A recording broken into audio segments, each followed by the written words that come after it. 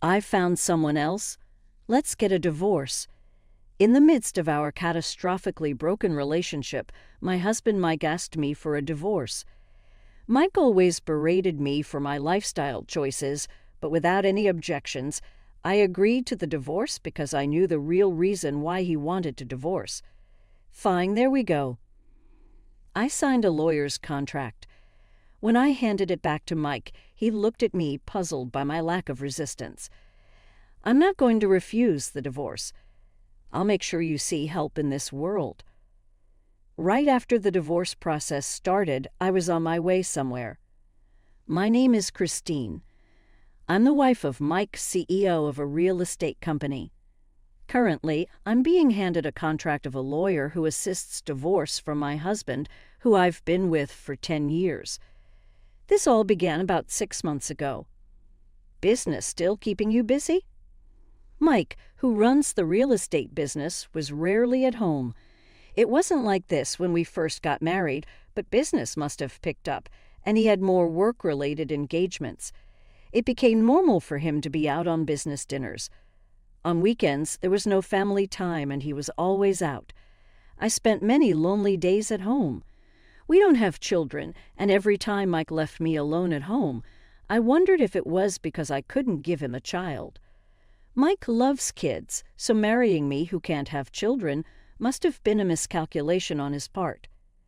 After being married for over 5 years, our intimacy dwindled. One day, I reached my breaking point and tried to negotiate some family time with Mike. After dinner, Mike was indulging in his hobby. I stood in front of him and tried to talk to him, but he didn't respond. I saw it as Mike wasn't paying attention to what I was saying, as if he was too engrossed in a radio broadcast, probably a horse race. Come on, go there, pass them. Mike continued to cheer with enthusiasm, clenching fists. He didn't even notice me right in front of him. He didn't seem to care, probably because I was not even in his field of vision. How is this even a marriage? Normally, if someone's standing right in front of you, you'd notice, right? Am I the one with the skewed perception? As I was lost in these thoughts, Mike, presumably after the end of the race, slammed his headphones onto the couch and started ranting. "Dan it, what's that jockey doing? Get it together, man. I put a lot of money on this." From his words, I figured he was listening to a horse race. I tried to speak up, prioritizing our marriage over a horse race. "Hey, I have something to discuss, can't you see?" "I'm not in the mood for idle chatter right now." "What's so important?" "If you have something to say, spit it out." Mike, clearly frustrated from his loss, snapped at me. I was disappointed by his rough words and bad attitude. "Why do I have to bear the brunt of your frustration from a lost bet?" Before I knew it, my sadness poured out in words, and Mike, who heard my remark, shot back in an irritated manner. "What did you say? I've been patiently waiting for your horse race to finish because I needed to talk. Why am I being treated this way? What have I done?" Perhaps I felt lonely being ignored whenever he was home. It seemed like he would spend time on his hobbies and never think about me. As long as she provides money, it's fine. It became clear he was only with me for this reason. During our argument, "Would you quit nagging already? You're always whining. You're hardly ever home, and when you say you're working on the weekends, you're out entertaining. When you are home, you're lost in your world. What am I to you, a maid? I didn't marry you for this." That was the moment when all my pent-up feelings exploded. I had never raised my voice like that before, but I couldn't bear Mike's cruel words and actions. When we were dating, he was devoted and always treated me like a princess. He always put me first in everything and loved me endlessly. Having spent days filled with love, I believed marrying him would ensure a happy marital life. That's why I accepted his proposal. Initially, everyone was envious of our close relationship.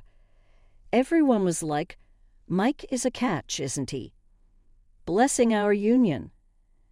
I thought the happiness would last, but that only lasted the first 2 years. After that, his selfishness and arrogance took over, and now I feel like nothing more than a maid. I'd cater to his picky eating without complaint, clean like I was being followed by an overly critical mother-in-law, and subjected to strict checks as if not allowing even a single speck of dust. I've even endured being ridiculed in front of relatives because we couldn't have children. Thankfully, my real mom stepped in, but the bullying from Mike never stopped. I've been insulted numerous times when we were alone. I endured these humiliating days because I remembered the kind Mike I fell in love with. The love he gave me back then made me feel indebted, allowing me to smile through the worst. But what about now? The Mike in front of me seems like a completely different person. He yells at people based on his mood and finds my existence bothersome. Why would he live with someone like me? I'd rather he just throw me away if he finds me that bothersome. As these sad thoughts crossed my mind, Mike said the unthinkable. You've become a drag. You used to be obedient and pretty cute back in the day, which is why I married you. I didn't expect you to become this annoying, wrinkled old lady. You frustrate me. You can't even have kids. What kind of wife are you? You're more like a maid. That's the way you are now. His words left me devastated and speechless. He doesn't see me as a woman anymore. I had a hunch, but hearing it directly from him was a massive shock. What were these 10 years for? I devotedly supported Mike as he worked hard, believing he loved me. I believed this rough patch would pass, and we'd return to our happier days. I believed I was the woman he cherished the most. Yet now he looks at me like I'm trash, showing clear irritation. Is this the reward for supporting him for 10 years? If so, this feels like a cruel joke from the universe. My feelings of sorrow are turning to hatred and then to anger. Being around you exhausts me. Unable to speak, I clenched my fist. Seeing me, Mike, annoyed, grabbed his cigarettes and went outside. His pants had his wallet and cell, so he probably won't come back tonight. As I thought, he didn't return that night. Staring at the door Mike left from, I was dumbfounded. I remembered the fun times, the days when I felt happy. My memories flashed before my eyes, and soon in the solitude I found myself crying out loud. That fight caused a significant rift between Mike and me. Perhaps sick of seeing my face, he'd come home late and leave after just changing clothes. I was too scared to talk, fearing his sharp words. If you were to ask for a divorce, I have nowhere to go. My parents passed away in a car accident right after I got married. Within a year of losing both of them, I felt like an empty shell, completely devastated. The one who supported me through it all was Mike. I genuinely believed from the bottom of my heart that marrying him was the best decision I ever made. From then on, Mike was my only family.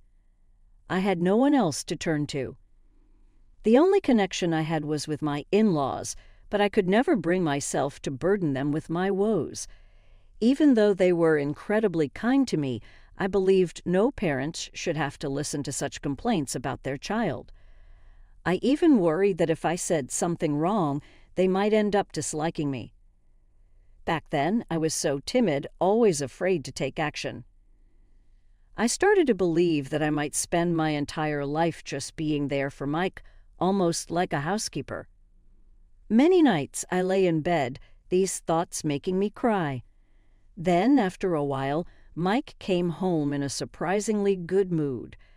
Even though we hadn't spoken in over 3 months, that day he came home while I was still awake, holding a box of cupcakes. Christine here. What? I looked at him, startled by his sudden change in demeanor. Seeing my reaction, Mike laughed awkwardly, tilted his head, and said, "Take it. I'm sorry for how I treated you that day. I regret being so cold. I want to go back to the happy days with you. Can we make up?" Seeing his apology, I broke down in tears. The kind Mike I once knew seemed to be back. I hugged him tight, holding on to that glimmer of hope. From then on, he kept his word and treated me with care. He was as gentle as when we were dating, and he made an effort to come straight home after work. He was still very busy, but he always prioritized our time together and increased the moments we shared as a couple. Back then, our company was in a rough spot, and I was feeling pretty down. I think I took it out on you, and I'm so sorry for making you feel bad. One lazy weekend afternoon, as we were watching a movie side by side on the couch, Mike, while stroking my hair, shared his feelings. "No, I'm the one who should apologize. I blamed you without knowing the whole situation." Finally, the tension between us had eased. I believed that, as a couple, we would be able to spend happy days again. That was until one night when a call came through on his phone. During dinner, a call from a woman's name showed up on Mike's phone, which was quite unusual. He hurriedly answered it, looking quite panicked. He even stepped outside to take the call, maybe because he didn't want me to hear the conversation. Maybe it's an important business associate. However, that was the first time I felt something was off. Ever since we made up, Mike had taken all his calls in front of me. The only exception was during that terrible period of estrangement. Back then, thinking about it now, he'd always avoid taking calls in front of me. A sinking feeling crept in. Trying to get to the bottom of it, I probed. "It's rare for you to take a call outside someone from work." "Oh yeah, kind of. I'm going to step down soon and venture into a new business, right?" It was one of the employees consulting about that. Mike was planning to hand over his current real estate company to a trusted subordinate soon. He intended to manage another company as the chairman of the board, separate from his current one. "We have to start working hard all over again at a new company. Everyone seems anxious without me, so I keep getting calls asking for help. This change is quite a big deal for a company." Mike, unusually chatty, seemed to be trying too hard. His desperate attempt to deflect was obvious. When I saw Mike like that, a word flashed across my mind. The word was cheating. Mike might be cheating on me. As this thought crossed my mind, all my love for him cooled in an instant. It's tough, right? Don't push yourself too hard. In this way, I decided to thoroughly investigate Mike's cheating tendencies, brushing off his words. Thanks to my careful budgeting, every month my savings easily exceeded $30,000. Somehow navigating the unfamiliar internet, I found a lawyer skilled in dealing with infidelity cases and hired them immediately. I also hired a private investigator to track Mike's actions, and as I suspected, he was cheating on me with a 20-year-old girl from his workplace. Here's the report detailing their relationship duration. I was stunned as I went through the papers the detective showed me. Mike had been seeing this woman for over 5 years now, with some breaks in between. They rekindled their relationship the evening he called me during dinner. That's why that time the rough patch between Mike and me was because he and this woman were getting along so well. Mike began to make amends with me because she had rejected him and he was seeking comfort. I was just a convenient pawn for him. Realizing this, I decided to meet a certain individual. Taking advantage of the weekend, Mike said he was on a business trip. I headed to a certain location and I decided to take revenge on Mike. A while after his infidelity was exposed, Mike finally set up his new company. He smoothly stepped down as the CEO, and we celebrated with a lavish dinner at home. It's been tough being the boss, huh? It's gonna be even harder juggling both roles. But hang in there, okay? The atmosphere between Mike and me reverted to the standoffishness we had felt during a rough patch. Because he and his affair partner were getting along well. Investigations revealed that Mike's lover was extremely possessive and jealous, making Mike ignore me as a woman just so he wouldn't get dumped. He deliberately created that atmosphere by being cold and distant, treating me like a punching bag when frustrated. She took advantage of the fact that I wasn't on social media and spilled everything on her own accounts. The detective found this, giving away all their thoughts. Thanks to this, I had all the evidence I needed. Now all that was left was... While I was thinking about this, an irritated Mike let out a deep sigh and handed me a piece of paper. I don't want to eat your cooking. Wasting money on this? Do you even realize who keeps you afloat? I wasn't giving you money every month for you to waste it like this. Mike stared at me furiously, but his gaze didn't intimidate me. I looked at the piece of paper he handed me, and the word divorce jumped out at me. I found someone else. Let's get a divorce. Mike, without any shame, demanded a divorce as if it was a given. He probably thought that with the mental toll of the past 6 months, I'd accept a divorce readily. Though I saw right through him, I chose to remain silent. Fine, there we go. I quickly handed a signed contract of a lawyer who assists divorce back to him, with a big smile. Seeing this, Mike was dumbfounded. He seemed to want to ask why so easy, but before he could, I began packing. But since I had seen his lover's social media and knew he was going to ask me for a divorce today, all I had to prepare was a bag with my essentials. I'll arrange for the movers myself. Let's settle the rest through our lawyers. Goodbye. Ignoring Mike's attempts to call me back, I swiftly left the house where, despite its hellish atmosphere, I had undoubtedly shared some happy moments. I say goodbye to the house and to a certain place. To comfort her, I smiled gently, handed her a medical report, and revealed the shocking truth. You know, that kid isn't Mike's right. I dropped that bombshell, and his mistress looked stunned and panicked.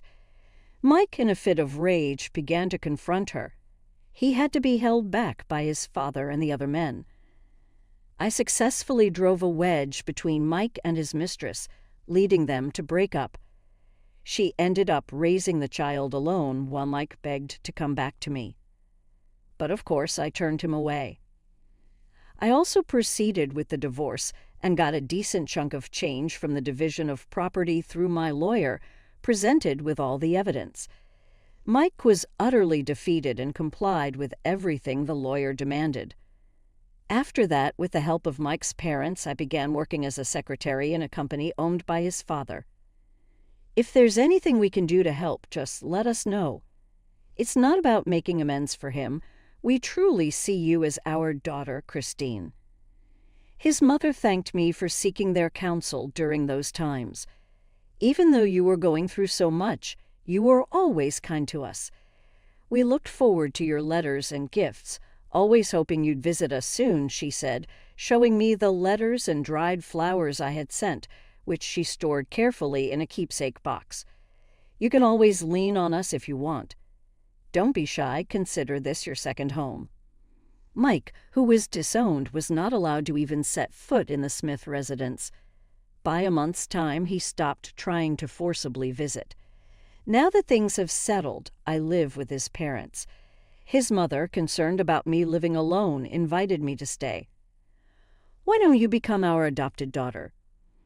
They loved me so much, and now I live happily with them just like their own daughter. Thanks for joining us. Like and share this video. Don't forget to subscribe, Legacy of Revenge, and press bell icon